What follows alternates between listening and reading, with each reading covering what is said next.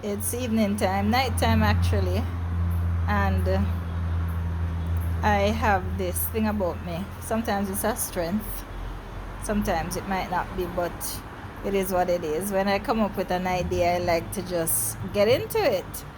So I wanted to share day 2, and I'm sitting outside, so you're hearing the street noises, but it's so hot inside. I wanted to share my second treatment review as to what's going on in my system. And I have come to the conclusion that the human body is a dynamic feat of engineering.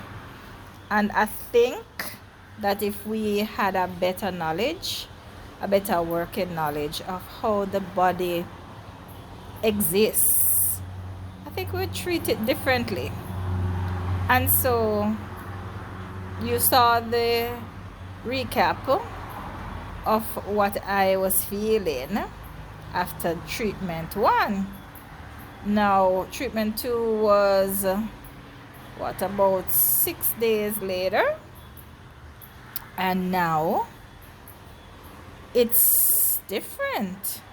So one of the first things that struck me was that I did not really want anything heavy to eat. My body is literally telling me what it wants, and so it wants soups and salads and things that are light and easy to digest. It's not coping very well with starchy foods. Rice, it's like wrong. It just doesn't like rice. So I learned something from some Trinidadians some time ago, and it has become my way of doing pumpkin. We used to waste a lot of pumpkin, and I think as Jamaicans, we either just cut it up, put it in soup, or just cook it with food. And I have learned that there's so many other ways to do pumpkin, and I did not know how sweet pumpkin was if you know how to pull that flavor out.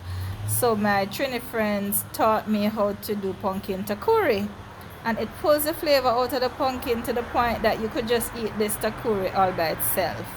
And if you're vegan, it is like a wonderful accompaniment to your starch. So anyway, making the takuri, I know, just use that as the base for my soups, for rice, for gravy, for pasta. Oh my god.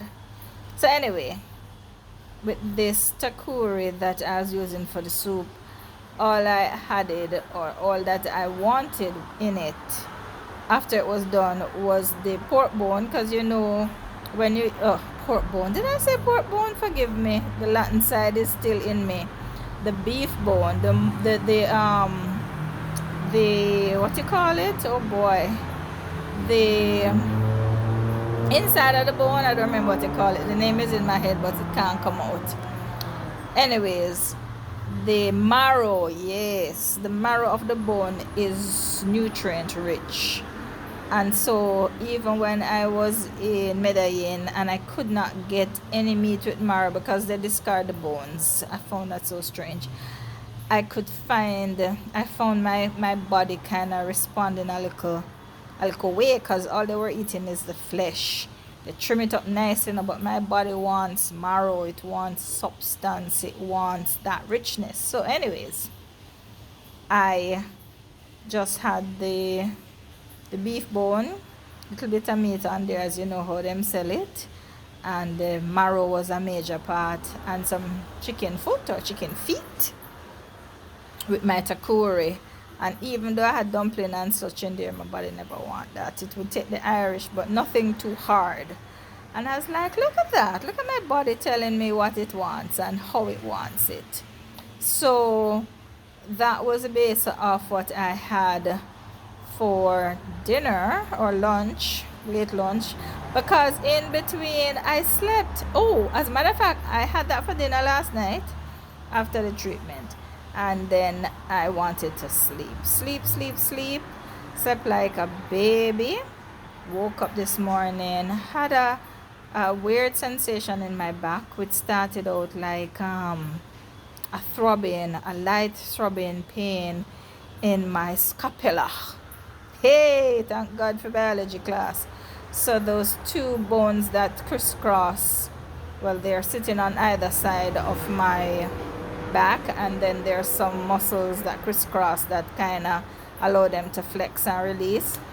Felt this slight throbbing there, and as the morning progressed, it became more like a cramp, but this cramp was from my legs all the way up into my back.